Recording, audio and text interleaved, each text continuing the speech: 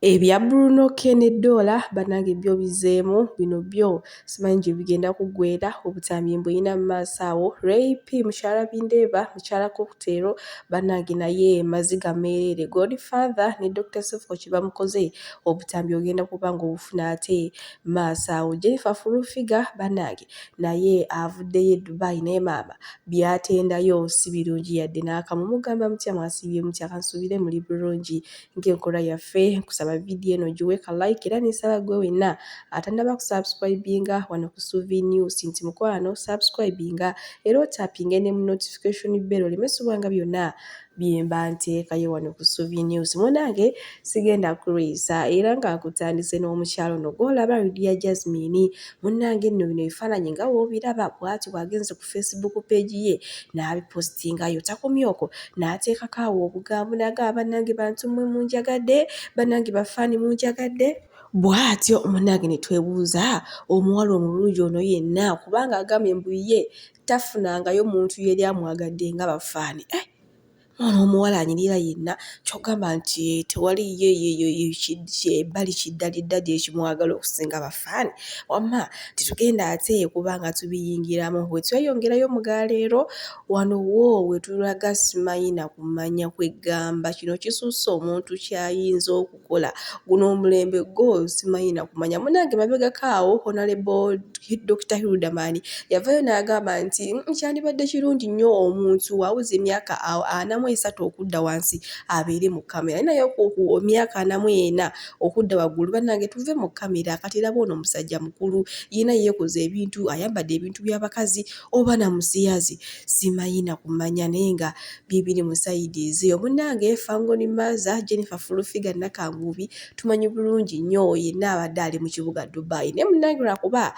tebyatambudde bulungi ku sayidi ye kuba engeri gye banyumyamu ekibuga Dubai ng'engeri gye kinyumamu era nga tuze mazima ate yibambi si byasanzeyo kuba jjukira yagenze embudde bwankuba kwegamba wamma ekibuga kyonna nga kyayonoonese tekifaananikako naye amaze n'akomawo naye maama atenda Dubai era agambye agenda kusabulamu mwenna bamanya abadde bamumanyira nga muli Dubai muwamma kwegamba okuva ke yeetuukiddeyo n'alabayo temulina kimugamba era munnange abagamba singa mubadde musobola mwalibadde muvaayo ne mudda n'ewaka mbuye talaba na kimukoleyo naye nga munnange omulaba mu VIP oba tomulaba yenna asobodde omanyi bajaji bo batandise edda bwafaananyemu bakadaama b'e Saudi si bigambo byange wabula nange mbijje ate n'enzija ne mbibagamba bwe tweyongerayo ye bannange omwana Bruno K simanyi na kumanya nga woolaba awanti omukwano mupya ne si mupya omuntu watuukira okuba n'olubuto ate nga lukuzewe lutyo ogwo omukwano ndowooza teguba mupya naye maama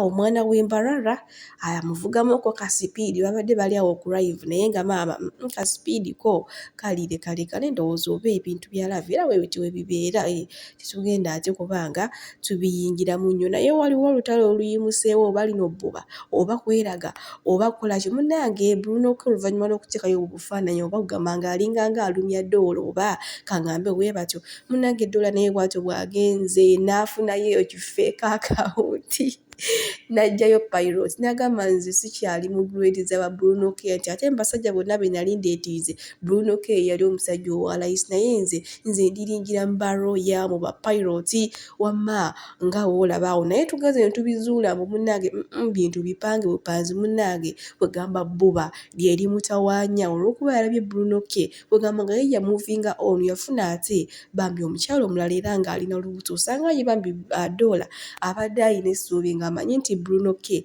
lujja kukya olunaku oba kaladdeyo naye nga beeyisa bubi nnyo emabegako awo buli omu n'ayimbira munne akayimba mbu teweesoma mbuwandyako nga simanya wayo ogirega omala kulaba ku butambi ono naye n'amugamba newe weeraga nnakulyako naye maama njagala oyo omuwala mwanukuze ka audio kano bw'anaaba asobola okukafuna you can even screen record this oyo guy that's Mutangana. He's a South African pilot.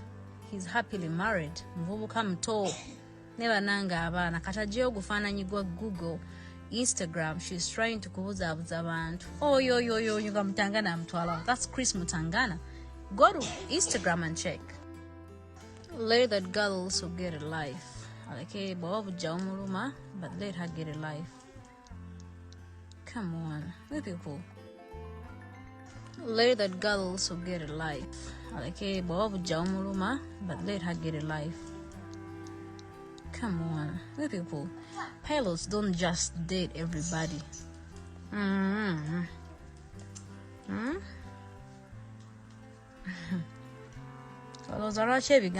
ebigambo kasasiro mu luzungu waliwo trash, waliwo garbage, waliwo crap. Nkasasiro alimu ebika. Crap. Come on. Can't be. Mana besao. Dola mwana gudde mbutayagala kamanyiro ulira. You're either saying this because you're young, you're a kid, or because of ignorance, okay? Byebyo ate munagenda mmwe wamma ng'obyewuliddeko ndowooza mukazi wattu bambi Dola bulijjo abadde alina essuubi nti osanga Bruno K ajja kuddayo oba oluusi bamale n'ekizadde sinakindi bazzeeko omwana omulala naye maama tekyasobose. Bruno K yatukubyeko emboona y'omukazi bwe tweyongerayo munnange nno gano mawulire gasanyu nnyo nnyini ddala era agava ewa Zali oba mukyala Luzaaya oba mukyala Shakibu. Munnange nno mulowooza si maama tuusu. Munnange nno Shakibu yamaze n'abikola omanyi mwali mugamba mbu omukazi mukadde tagenda kumuzaalira tagenda kukola ki. Bannange baddiya nyongera okubajjukiza nti ne Saala naye yazaalira ku myaka 9 era nga wenjogerera bambi Zali mukazi wattu kati ali lubuto. Bwe tweyongerayo bannange simanyi na kumanya Godfather alina byagambye wano Rape naye maama nammwe oba kyetaagisa nga mubyerabiddeko era nga si yeyeka kw'otadde ne Dr. Sefuko. Bannange kyakoze omukyala Rape oba yamukola ki? Naye bannange lwaki temwesonyiwa omukyala yenna muzito atirisiko musooke mulindeko asooka azaale then awo mubanga muli bakumusabula mumusabule bulungi nnyo. Godfather yagambye naye Rape walayo olubuto lukukamudde wandisoose n'owummula naye teri akkiriza nti yeggwe wadde okukkiriza nti oyo muganda wo. Mubonde kugamba kati oba Rape abati yafuuse kiki? Bannange si bigambo byange wabula ate bigambo bya Godfather mbu Rape enfaanana ennaku zino gy'afaananamu mbu kugamba teri n'omu ayinza kumukkiriza mbu oba yeye oba wadde na muganda we. Akatambi kakana. Mmwe baana mmwe wallahi billahi tallahi munansonyiwa okuseka. Munansonyiwa okuseka naye wali olabyeko omuntu nga tomwagala si mukwano gwo ne beekoza tebikunyumira nabeera mu mbeera ate bambi netuka okukwasa ekisa netuka okukwasa ennaku. Kati nina omuntu wange gwe saagala talina kye yali ankoze just simwagala bwagazi mu bantu bonna. Bannange saagala Rape talina kye yali ankoze naye simwagala bambi and I can't hide it. Naye kituufu Rape yafuuse mu Indonesia. In fact teyafuuse bufuusi mu Indonesia wabula mu Indonesia.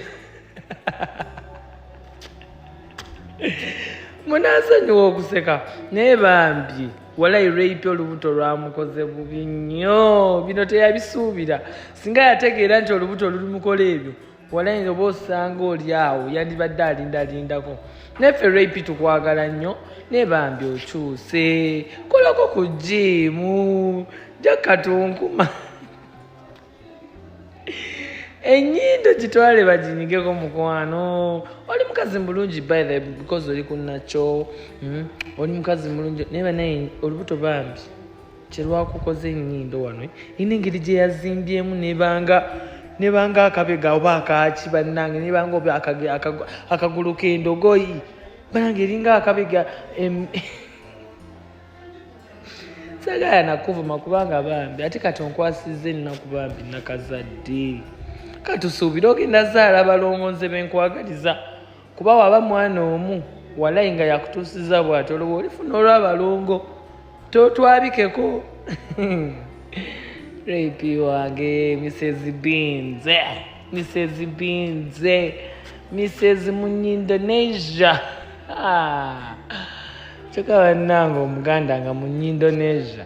Anyways nkwagala nnyo Rape Queen ako.